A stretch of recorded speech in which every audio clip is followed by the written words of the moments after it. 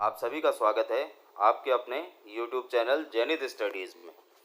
तो जितने भी मेरे भाई बहन कॉम्पिटिटिव एग्ज़ाम की तैयारी कर रहे हैं उन सब के लिए आज एक बहुत ही बड़ी खुशखबरी निकल के आई है, या कह लीजिए एक बहुत ही बड़ी न्यूज़ निकल के आई है। वो न्यूज़ क्या है? कल मोदी जी ने नेशनल रिक्रूटमेंट एजेंसी के गठन को कैबिनेट में मंजूरी दे दी है, जो कि आपका सेंट्रल गवर्नमेंट की जॉब्स हैं, जैसे बैंकिंग की होती है, रेलवे की होती है या एसएससी की होती है, उन सब के लिए एक कॉमन एग्जामिनेशन कराएगा। तो आइए देखते हैं वीडियो में और पूरा जानकारी इससे हम लेते हैं कि एनआरए नेशनल रिक्रूटमेंट एजेंसी क्या है, कैसे किस तरीके के इसमें परीक्षाएं होंगी और इसमें क्या क्या होगा। साथ ही साथ आपके जितने भी सवाल नेशनल रिक्रूटमेंट एजेंसी या कॉमन एलिजिबिलिटी टेस्ट से बनती है वो सारे हम इस वीडियो पे डिस्कस करेंगे। जैसे कि आप लोग पूछते हैं कि क्या इसके आने से स्टूडेंट्स को कुछ फ़ायदा होगा या परीक्षाएं कठिन होंगी या एग्ज़ाम निकालना आसान होगा, और क्या क्या बदलाव इसमें होंगे, क्या बैंकिंग की तैयारी करने वाले को एसएससी का सिलेबस भी पढ़ना पड़ेगा। तो ये सारे जितने भी आपके सवाल हैं वो सारे मैंने इस वीडियो में आपको बताए हैं, सॉल्व करके दिए हैं। चलिए देखते हैं सबसे पहले नेशनल रिक्रूटमेंट एजेंसी क्या है और जानते हैं इसके बारे में संपूर्ण जानकारी। तो सबसे पहले है government approves setting up of national recruitment agency, जिसे हम शॉर्ट में एनआरए भी कह सकते हैं। तो गवर्नमेंट ने मंजूरी दे दी है नेशनल रिक्रूटमेंट एजेंसी के लिए। चलिए देखते हैं और क्या क्या बड़े बड़े जितने भी पॉलिटिशियन हैं उनके क्या क्या बयान इस पर आए हैं। सबसे पहले देखते हैं हमारे यूनियन मिनिस्टर प्रकाश जावड़ेकर जी ने क्या कहा है। Union cabinet approves setting up of national recruitment agency to conduct common eligibility test. This decision will benefit job seeking youths of the country. तो यूनियन कैबिनेट ने मंजूरी दे दी है नेशनल रिक्रूटमेंट एजेंसी के लिए, जो कि कॉमन एलिजिबिलिटी टेस्ट का गठन करवाएगी। यानी कि आपका एक ही एग्ज़ाम होगा, अलग अलग जितने भी आपके एग्ज़ाम्स होते हैं उन सब के लिए कॉमन एग्ज़ाम होगा। ये डिसीजन बेनिफिट करेगा किसको?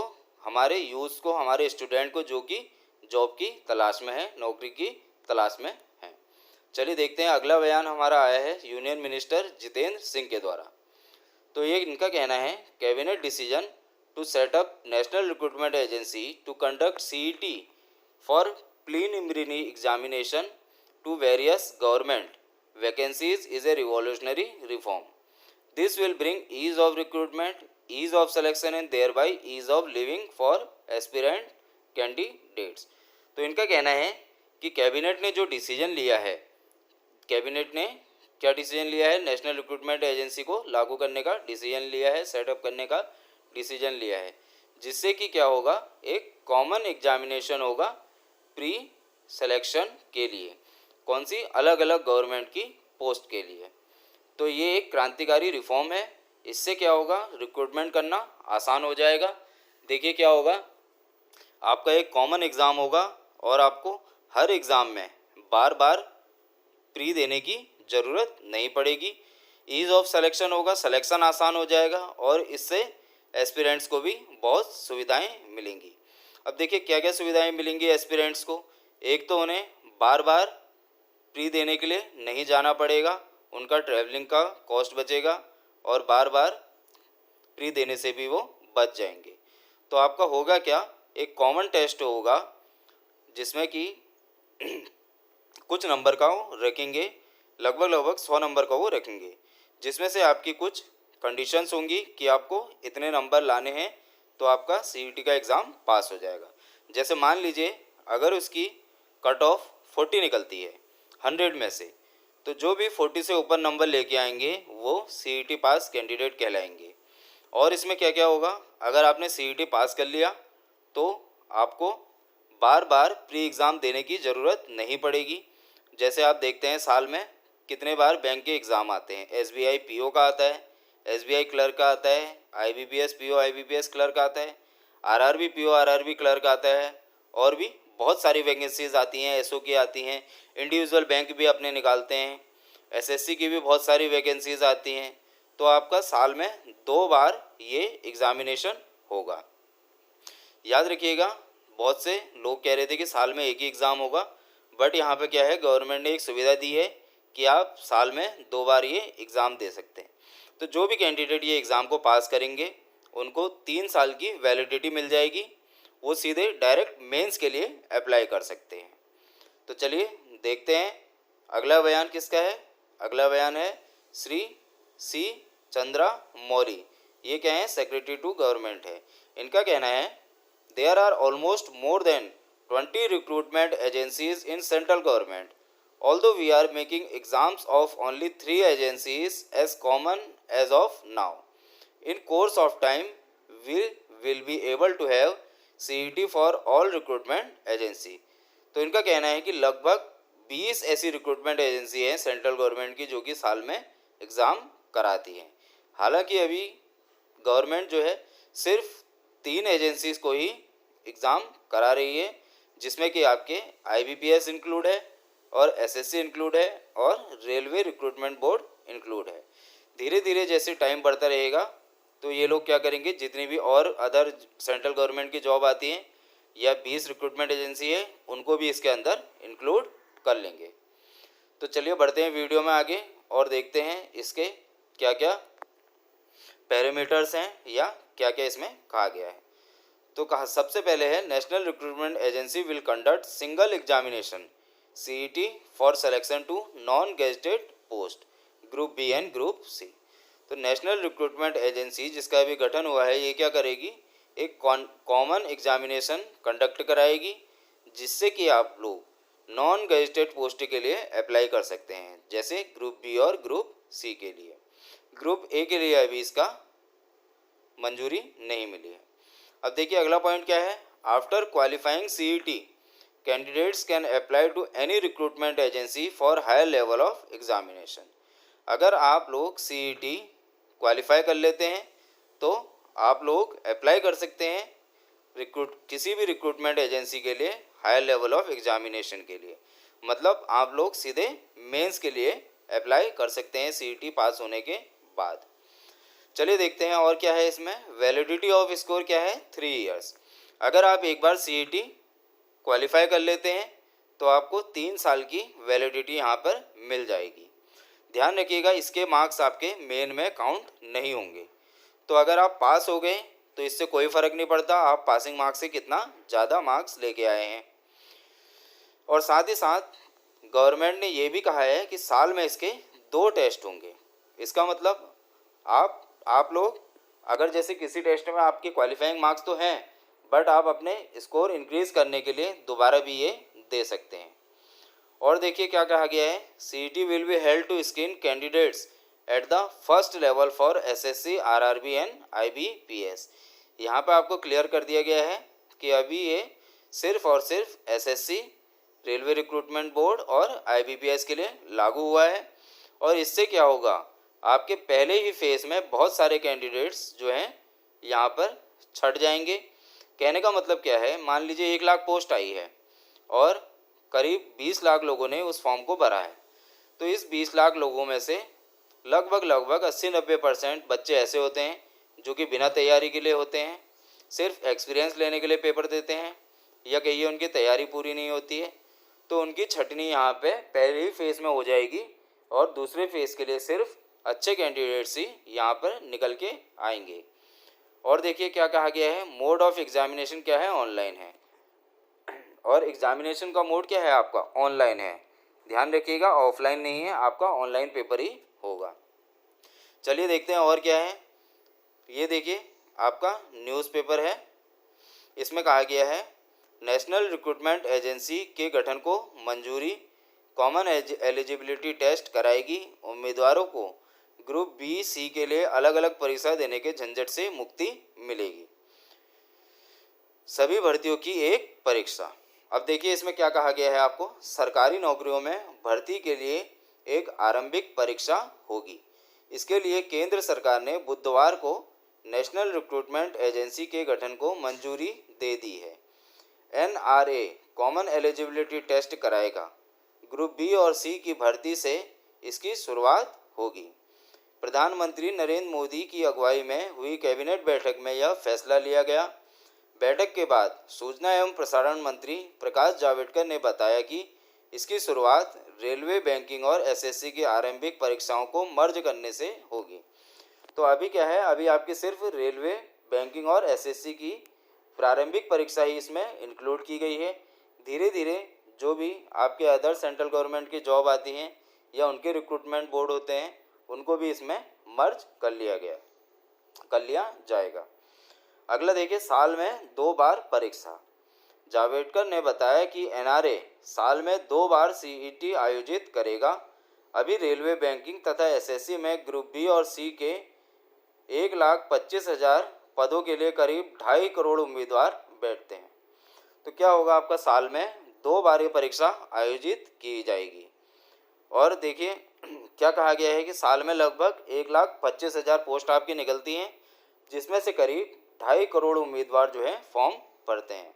आप देख सकते हैं कंपटीशन कितना टफ हो गया है। इसी से क्या होता है, आपकी मेरिट लिस्ट भी ऊपर चले जाती है। लेकिन अब क्या होगा, अब आपकी सीईटी की वजह से जितने भी सीरियस कैंडिडेट नहीं हैं उनकी छटनी आपकी पहले ही फेस में हो जाएगी। तो जो भी स्टूडेंट एग्जामिनेशन के लिए सीरियस है उनके लिए ये बहुत ही फायदे की बात है। अब देखिए क्या कहा गया है, सुधार का मौका। कार्मिक राज्य मंत्री डॉक्टर जितेंद्र सिंह ने बताया कि सीईटी में सफल उम्मीदवारों की मेरिट लिस्ट तैयार होगी, जो 3 साल तक मान्य रहेगी। हालांकि जो परीक्षार्थी स्कोर बेहतर करना चाहेगा वह पुनः परीक्षा दे सकेगा। सफल परीक्षार्थी दूसरे चरण के लिए पात्र होंगे। उन्होंने साफ किया कि सिर्फ आरंभिक परीक्षा एक होगी, बाकी अन्य औपचारिकताएं पहले की तरह होंगी। इनका कहने का मतलब है कि आप लोग जैसे सोच रहे हैं कि अब आपको, अगर आप जैसे बैंकिंग की तैयारी कर रहे हैं तो आपको अभी तक आपको पता है बैंकिंग में पुरानी जीके या जनरल नॉलेज नहीं आती है, हिस्ट्री आपकी नहीं आती है, सिविक्स आपकी नहीं आती है, ज्योग्राफी आपकी नहीं आती है, साइंस आपकी नहीं आती है। लेकिन क्या है, एसएससी के एग्ज़ाम में ये सब आते हैं और रेलवे का कोर्स भी थोड़ा डिफरेंट है। तो बहुत सारे स्टूडेंट्स के मन में ये डाउट था कि अब उनको सारा कोर्स यहाँ पर पढ़ना पड़ेगा, लेकिन ऐसा नहीं है। इन्होंने साफ कर दिया गया है कि सिर्फ प्री का एग्ज़ाम एक जैसा होगा, जिसमें कि तीनों परीक्षाओं को, जैसे कि रेलवे, बैंक और एसएससी जो 3 परीक्षाएं हैं, उनका जो कोर्स होगा प्री का, उनको मद्देनज़र रखते हुए उसका कोर्स बनाया जाएगा, ताकि बैंकिंग वाले भी उसे दे सकें, एसएससी वाले भी उसे दे सकें और रेलवे वाले भी उसे दे सकें। हालांकि अभी कोर्स या सिलेबस के बारे में आपको पूर्ण जानकारी प्राप्त नहीं होगी, लेकिन कुछ समय बाद आपको पूर्ण जानकारी हो जाएगी। बहुत ही सुनहरा मौका है आपको तैयारी करने का। अब देखिए और क्या कहा गया है, निजी क्षेत्र पहल करें। सिंह ने कहा राज्यों और निजी क्षेत्र को भी ऐसे कदम उठाने चाहिए। तो इन्होंने कहा है कि जो राज्य की परीक्षाएं हैं, अभी तो देखिए ऐसा है, जो भी आपकी स्टेट की जॉब्स आएंगी वो पहले की तरह ही की जाएंगी, लेकिन इन्होंने आग्रह किया है राज्यों से कि वो भी इसी तरह की परीक्षाओं का आयोजन करें। और साथ ही साथ देखिए नरेंद्र मोदी जी ने क्या कहा है, नेशनल रिक्रूटमेंट एजेंसी का गठन करोड़ों युवाओं के लिए वरदान साबित होगा। एक परीक्षा होने से विद्यार्थियों को आसानी के साथ साथ समय और संसाधनों की बचत होगी। इससे पूरी प्रक्रिया में पारदर्शिता सुनिश्चित होगी। तो देखिए क्या है, कुछ पॉइंट्स हैं इसमें, जैसे कि मान लीजिए आपने एसएससी का भी भरा है, आपने बैंकिंग का फॉर्म भी भरा है, दोनों की डेट आपकी एग्जामिनेशन की एक ही डेट है, प्री की। अब क्या होगा, अब ऐसा नहीं होगा, आप एक ही बार पेपर देंगे, आप दोनों के मेंस के लिए अप्लाई कर सकेंगे। तो इससे जो एग्जामिनेशन टाइम होता है, क्लैश होता है, डेट क्लैश होती है, उसकी यहाँ पे सही हो जाएगा, आपकी डेट क्लैश नहीं होगी। और दूसरा क्या होगा, देखिए आपके समय की बचत होगी, आपको बार बार हर एग्ज़ाम की प्री देने के लिए इधर उधर नहीं जाना पड़ेगा, दूसरे राज्य में नहीं जाना पड़ेगा। और क्या होगा, आपके पैसे की भी बचत होगी। और साथ ही साथ क्या होगी, जितनी भी प्रक्रिया है, देखिए ज़्यादातर क्या है, एसएससी और रेलवे में जो है पारदर्शिता कम देखी जाती है, वहाँ पे चीटिंग वगैरह होती है या रिज़ल्ट बहुत लेट आता है। तो ये सब चीज़ें अब नहीं होंगी। आप प्री का एग्ज़ाम देंगे, सीईटी देंगे, पास हो जाएंगे, सीधे मेंस के लिए अप्लाई करेंगे, तो आपका रिज़ल्ट भी कम टाइम में आ जाएगा और पारदर्शिता इसमें सुनिश्चित हो जाएगी। भ्रष्टाचार की उम्मीद इसमें कम रह जाएगी। चलो देखते हैं और इसमें क्या है इस कवायद के फ़ायदे। तो नेशनल रिक्रूटमेंट एजेंसी का गठन हुआ है, इसके क्या क्या फ़ायदे हैं। परीक्षाओं की तारीखें एक साथ आ जाने से एक परीक्षा छोड़नी पड़ती थी, जो अब नहीं होगी। परीक्षा केंद्र अलग अलग शहरों में पड़ते थे, यह समस्या खत्म होगी। और क्या है, परीक्षाओं के लिए जिला मुख्यालय पर केंद्र होगा, तो आपके डिस्ट्रिक्ट लेवल में एक सेंटर बनाया जाएगा, वहीं पर आप परीक्षा देंगे, आपको दूर नहीं जाना होगा। एक ही परीक्षा के लिए फ़ीस भरनी होगी। देखिए क्या होता है, बार बार आप हर परीक्षा के लिए फ़ीस भरते हैं, बैंक के लिए अलग फ़ीस भरते हैं, एसएससी के लिए अलग भरते हैं, रेलवे के लिए अलग भरते हैं, तो आपकी क्या होगी, पैसे की यहाँ पर बचत हो जाएगी एक ही एग्जामिनेशन होने से। रेलवे भर्ती बोर्ड, कर्मचारी चयन आयोग, आईबीपीएस के प्रतिनिधि संचालन मंडल में शामिल होंगे। तो अब क्या होगा, जो भी संचालन मंडल होगा इनका, कहने का अर्थ है जो भी इस एजेंसी का हेड होगा, ये तीनों बोर्ड से इनको शामिल किया जाएगा। तो इससे क्या होगा, भ्रष्टाचार खत्म हो जाएगा परीक्षाओं में, पारदर्शिता जो है आपकी परीक्षाओं में आ जाएगी।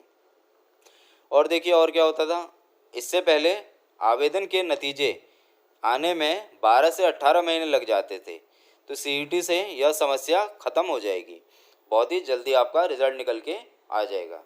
चलिए देखते हैं, ये आपकी हिंदुस्तान की कटिंग है, हिंदुस्तान ने क्या कहा है। तो हिंदुस्तान का कहना है, सबसे पहले इसके फ़ायदे देख लेते हैं। 5 बड़े फ़ायदे। गरीब उम्मीदवारों को राहत। कई परीक्षाओं होने से अभ्यर्थियों को बार बार परीक्षा फीस देने, शहरों में आने जाने और रहने के खर्च भरने से डर से तमाम गरीब छात्र नौकरियों के लिए आवेदन नहीं कर पाते थे, लेकिन अब उन्हें हर परीक्षा के लिए बार बार फॉर्म नहीं भरना पड़ेगा। तो जितने भी कैंडिडेट होते हैं, गरीब होते हैं या कुछ लोग जो है आपका फाइनेंशियली वीक होते हैं, उनका क्या है, हर परीक्षा के लिए आपको बार बार दूसरे शहर जाना पड़ता था, उसकी फ़ीस भरनी पड़ती थी, वहाँ रहने खाने का खर्च उठाना पड़ता था। तो अब सीईटी से क्या होगा, ये समस्या उनकी ख़त्म हो जाएगी। तो फाइनेंशियली देखा जाए तो आपको बहुत ही इसमें राहत मिलेगी। दूसरा है, महिलाओं को इससे बहुत सहूलियत मिलेगी। तमाम महिला अभ्यर्थी और दिव्यांग सिर्फ इसी वजह से फॉर्म नहीं भरते थे कि उन्हें दूसरे शहर जाकर परीक्षा देनी पड़ेगी। सुरक्षा भी एक बड़ी वजह होती थी। नए फैसले से फिर उन्हें हौसला मिलेगा, क्योंकि महज कुछ घंटे में वे परीक्षा देकर फिर घर आ सकेंगे। तो देखिए क्या है, महिलाएं हो गई आपकी या दिव्यांग हो गए, फिजिकली जो चैलेंज्ड होते हैं, उनके लिए बहुत ही टिपिकल हो जाता था दूसरे शहर में जाना, जो है सेफ्टी उनकी कम हो जाती थी। महिलाओं को ख़ास तौर पे सेफ्टी का ध्यान रखना पड़ता है। तो ये सारी समस्याएं अब आपकी ख़त्म हो जाएंगी। एजेंसियों पर बोझ घटेगा। अलग अलग भर्ती परीक्षाएं केवल उम्मीदवारों को ही नहीं, संबंधित भर्ती एजेंसियों पर भी बोझ होती है। हर बार उन्हें अलग अलग तैयारियां करनी पड़ती थी, अब उनके लिए भी सहूलियत होगी। एक बार परीक्षा करानी होगी और एक बार रिजल्ट निकालना होगा। तो क्या है, जितने भी आपकी एजेंसियां होती हैं रिक्रूटमेंट करने वाली, उन सब पे भी बर्डन अब कम हो जाएगा। राज्य सरकारों को भी लाभ मिलेगा।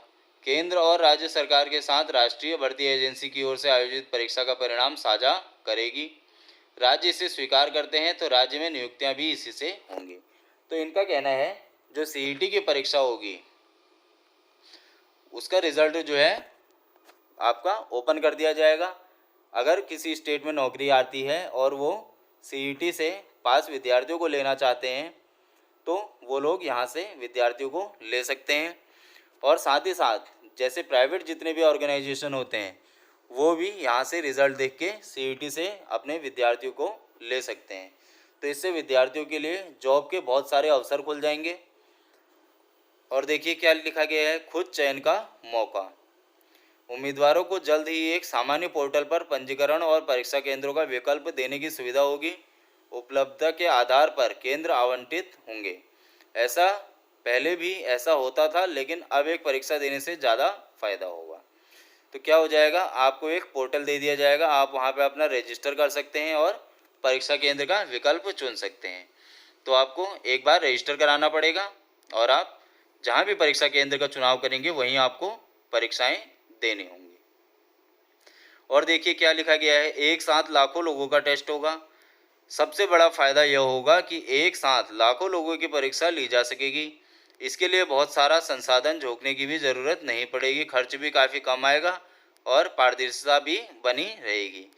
तो वही बात कही गई है, रिक्रूटमेंट एजेंसी पर बोझ कम हो जाएगा और भ्रष्टाचार थोड़ा कम हो जाएगा इससे, या कह लीजिए हो सकता है ऐसा कि भ्रष्टाचार बिल्कुल ही कम हो जाए।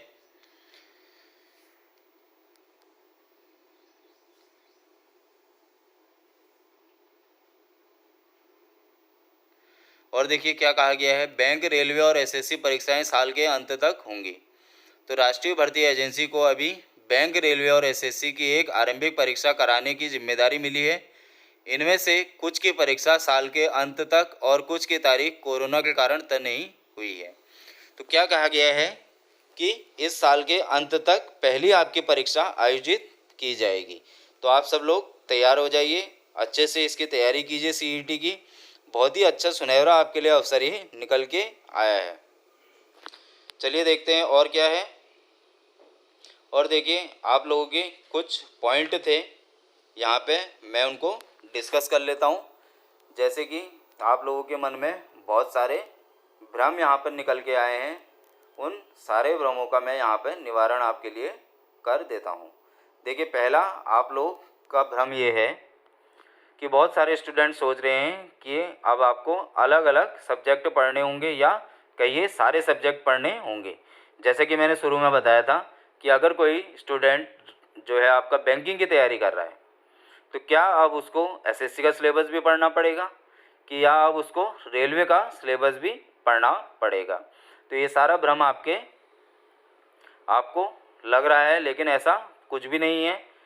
सिर्फ प्री का एग्ज़ाम इसमें कॉमन होगा, बाकी मेंस जैसा पहले होता था वही सिलेबस होगा। मेंस के सिलेबस में कोई भी चेंज नहीं किया गया है। जो भी बैंकिंग का मेंस का सिलेबस है वही आएगा। अगर कोई एसएससी के लिए अप्लाई करता है, एसएससी के मेंस का सिलेबस है तो वही आएगा। प्री में क्या होगा, देखिए तीनों सब्जेक्ट्स को मद्देनज़र रखेंगे इसमें। तीनों जैसे आईबीपीएस, एसएससी और रेलवे, तीनों के सिलेबस को मद्देनज़र रख के एक सिलेबस बनाया जाएगा जो कि सबके लिए होगा। देखिए अभी तक क्या होता था, प्री में आपका रीजनिंग आती थी, मैथ्स आती थी, इंग्लिश आती थी, जीके आपकी आती नहीं थी।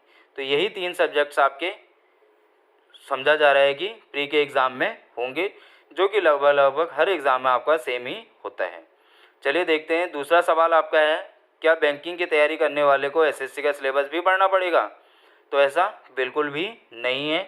बैंकिंग की तैयारी करने वाले को सिर्फ बैंकिंग का सिलेबस पढ़ना पड़ेगा, या एसएससी की तैयारी करने वाले को सिर्फ एसएससी का सिलेबस करना पड़ेगा, क्योंकि मेंस से ये सारे सिलेबस जो हैं आपके उसी रूप में होंगे जिस रूप में पहले होते थे। अगला सवाल आपका था, सीईटी से स्टूडेंट का फ़ायदा होगा या नुकसान? तो देखिए ये एक बहुत ही बड़ा सवाल था आप लोगों का कि सीईटी से आपका बेनिफिट होगा या नुकसान होगा।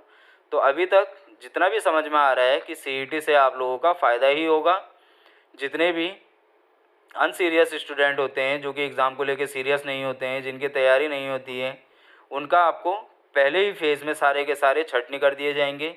मेंस के लिए सिर्फ अच्छे स्टूडेंट यहाँ पे तैयार रहेंगे, तो आपका रिक्रूटमेंट आसान हो जाएगा। इससे ये भी अनुमान लगाया जाता है कि मेंस का एग्ज़ाम अब थोड़ा सरल भी हो जाएगा और साथ ही साथ कट ऑफ भी कम जाएगी, क्योंकि इसके प्री के फेज़ में ही आपके बहुत सारे स्टूडेंट छट जाएंगे। अगला सवाल देखिए, क्या एग्ज़ाम सरल होगा या कठिन? तो सीधी सी बात है, अभी तक तो यही अनुमान लगाया जा रहा है कि एग्ज़ाम आपका अब थोड़ा सरल हो जाएगा, लेकिन आप ये बिल्कुल नहीं कह सकते हैं कि आपको तैयारी हल्की करनी है। अभी एग्ज़ाम के बारे में कुछ नहीं कहा जा सकता। एग्ज़ाम आपका वही टफ़ लेवल का भी हो सकता है। और देखिए धीरे धीरे आपके स्टूडेंट बढ़ेंगे ही, कंपटीशन आपका बढ़ेगा ही। जैसे जैसे टाइम बढ़ेगा आपका कंपटीशन भी बढ़ता रहेगा, तो आपको तैयारी और अच्छे तरीके से करनी है। अगर इसका एग्ज़ाम सरल भी है तो आपको ये नहीं समझना है बिल्कुल कि इसका एग्ज़ाम सरल होगा तो हम कम तैयारी करें या अपना पढ़ने का टाइम कम कर दें। आप बिल्कुल जैसे पहले पढ़ते थे सीरियस होकर उसी तरीके से पढ़ाई करें। अब देखिए अगला सवाल आपका था, क्या सीईटी से एग्ज़ाम्स में निरपेक्षता सुधरेगी? तो हाँ, बिल्कुल इससे एग्ज़ाम में निरपेक्षता सुधरेगी। अभी तक देखा यह जाता था कि एसएससी का अगर आप एग्ज़ाम देते हैं तो आपका बहुत समय लग जाता था, सबसे पहले तो रिज़ल्ट आने में, और दूसरा इसमें फ्रॉड्स और चीटिंग वगैरह के भी बहुत सारे केस आते थे। कई बार तो आपकी परीक्षाएं रद्द करनी पड़ती थी। तो ये सब अब नहीं होगा, क्योंकि ये कॉमन बोर्ड के अंदर आ गया है। अगला सवाल आपका था SC ST या जो आपके फिज़िकली चैलेंज स्टूडेंट्स हैं उनके लिए क्या होगा। SC ST वालों को बहुत जो है उनका सवाल आ रहा था कि क्या अब जैसे रिजर्वेशन सिस्टम था वो ख़त्म हो जाएगा, हमें जो है जनरल वालों के साथ ही कम्पीट करना पड़ेगा। तो ऐसा बिल्कुल भी नहीं है। SC ST वाले जितने भी हैं उनकी कट ऑफ पहले की तरह ही कम ही रहेगी और उनका एग्ज़ामिनेशन थोड़ा सा इजी होगा। तो आई होप आपको जितना भी आज मैंने NET के बारे में समझाया वो सब समझ में आया होगा, और साथ ही साथ जैसे भी मुझे कोई भी अपडेट मिलेगा मैं आपको ज़रूर उससे अवगत कराऊंगा। आप तैयारी कर लीजिए। अब आपका मेरे ख्याल से दिसंबर में इसका एग्ज़ामिनेशन पहला हो जाएगा, बहुत जल्दी इसे लागू कर दिया जाएगा। तो आप NET के लिए CET के लिए तैयारी अपनी करनी शुरू कर दीजिए। बिल्कुल भी आप टाइम अपना वेस्ट मत कीजिए।